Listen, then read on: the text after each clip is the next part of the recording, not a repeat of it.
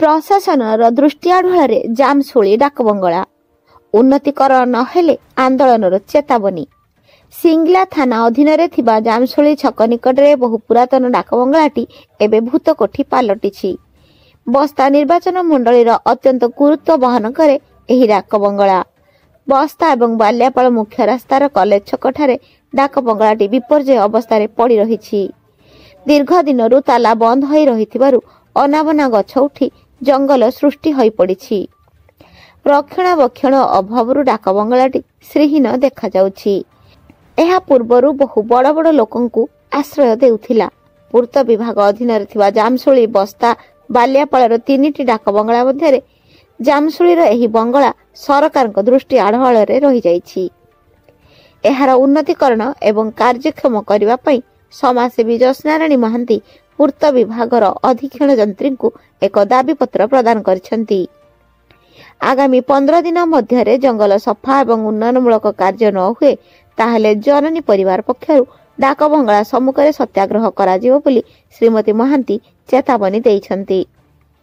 तुरंत एही डाकबंगलार उन्नति कार्य कराजिवो बोली पूर्त विभाग एसडीओ सीताराम टिऊ सूचना देइछंती। जामशूली माने बस्ता बाल्यापाल पेंठस्थल ये जो जराजीर्ण अवस्था भूतकोटी पलटि ये हूँ 100 वर्ष आहरी आगर डाकबंगला।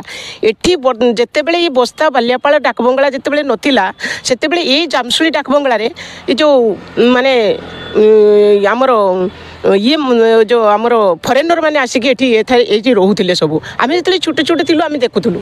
बर्तमान देखु जितेबले ये सब चाकचक्य चली चाकचक्यर दुनिया जितेबले ये सरकार माने लुहा खंड आकाश उड़ूची जितेबले बहुत डेभलपमेंट हो चली ये जामशूली डाकबंगलाटी पूरा जराजीर्ण होगी पड़ी। तेणु ये तो मुझे भावुची ये सरकार नजर ना ये डाकबंगला जदि नजर ना कहीं ये नवनिर्माण हो कोटी कोटी टंकार आत्मसात करा जाइछि। तेणु यार कैफत दिंतु आ ये डाकबंगलाटी केमिति चकाचक हो पार जमी बस्ता बाल्यापाल डाकबंगला कथा कहूँ ये केमिति कथा कहब केमिति सुंदर हो पार आ जो भाई जो जंगल ये सब जंगल जो मारण जंतु मैंने ये सब बास कले। आगामी दिन में ये गोटे जामशूली कॉलेज आगे ये गोटे मठ आगे ये हाईस्कल पाखे ये छक पाखे ये जेहेतु बस्तार सब बस आसिक छेड़ा हुए तेणु आगामी दिन में ये जीवजंतु लोक मान धन जीवन नष्ट करदे। तेणु ये बाबद आम गोटे R&B को लेखिकी एग्जीक्यूटिव इंजीनियर को देइछु जे जदि आपण माने ये डाकबंगलार